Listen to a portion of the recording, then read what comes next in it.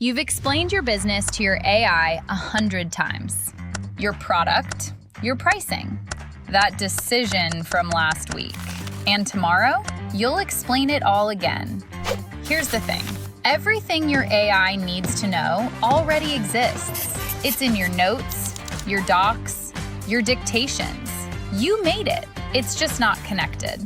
Locul reads it all, right where it lives. Your files, your Notion, your Obsidian Vault, the things you dictate through Contextly, even your LinkedIn posts. And it turns them into one memory your AI can actually use.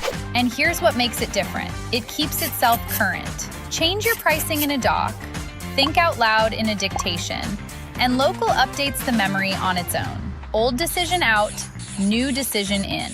You never tag, sort, or refresh anything. So when you open Claude or Codex and say, draft the launch email, it already knows your product, your customers, your positioning, and what you decided yesterday. No pasting context. No re-explaining yourself, ever. And it's Locul first. Locul reads your notes right where they sit, on your machine. Nothing is moved, nothing is uploaded, nothing is copied anywhere. Locul, the second brain for your AI. It builds itself so you don't have to. Free to start on Mac and Windows.